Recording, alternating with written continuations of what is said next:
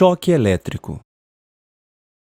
Um dos mais graves e, infelizmente, também um dos mais comuns riscos em eletricidade é o choque elétrico, que nada mais é do que o conjunto de efeitos gerados no corpo humano pela circulação de corrente elétrica.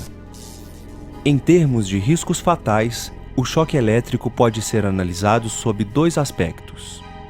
Corrente elétrica de baixa intensidade. A corrente elétrica depende da tensão e da resistência, como vimos anteriormente. Sendo assim, se temos tensão baixa e resistência alta, temos baixa corrente. No caso de choques por correntes baixas, os efeitos mais graves a considerar são as paradas cardíacas e respiratórias. Corrente elétrica de alta intensidade. Neste caso, temos tensão alta e resistência baixa.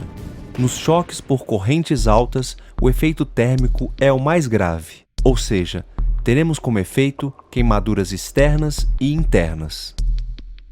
Podemos dizer então que em trabalhos onde não é possível a desenergização do circuito, para evitar os choques elétricos ou minimizar seus efeitos, deve-se, entre outras medidas de controle, aumentar a resistência. Por isso, o uso de botas e luvas adequadas. Visto isso, não podemos afirmar que tensões altas sempre são responsáveis por choques com correntes elevadas, ou que tensões baixas resultam em choques de baixa intensidade, pois a corrente elétrica depende também da resistência. Os efeitos do choque elétrico dependem de vários fatores. Podemos citar principalmente percurso da corrente elétrica pelo corpo humano, intensidade da corrente elétrica, tempo de duração, área de contato, frequência da corrente elétrica, condições da pele do indivíduo, constituição física do indivíduo e estado de saúde do indivíduo.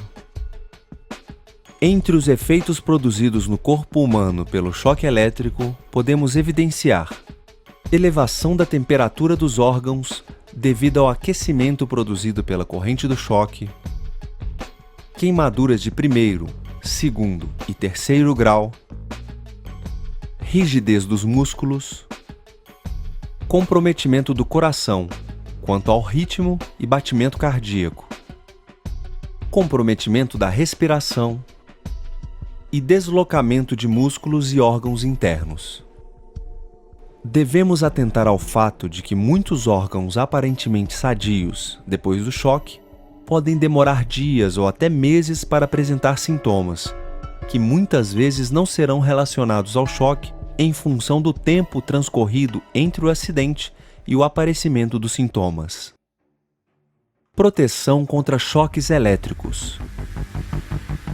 De acordo com a NBR 5410/2004, para proteção contra choques elétricos devem-se tomar os seguintes cuidados.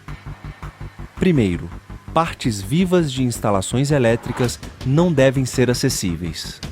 Segundo, massas ou partes condutivas acessíveis não devem oferecer perigo, seja em condições normais, seja, em particular, em caso de alguma falha que as torne acidentalmente vivas. Mesmo seguindo estas orientações, ainda assim, choques podem ocorrer. No primeiro caso, o choque pode acontecer quando algum indivíduo desavisado toca a parte viva do circuito elétrico. Neste caso, a corrente elétrica do choque é reduzida pela resistência elétrica do corpo humano, resistência do calçado, resistência de contato do calçado com o solo, resistência da terra no local dos pés, no solo. Podemos imaginar vários exemplos de acidentes para ilustrar o primeiro caso, como uma criança que coloca um prego na tomada ou um operário que toca acidentalmente a rede elétrica com um vergalhão.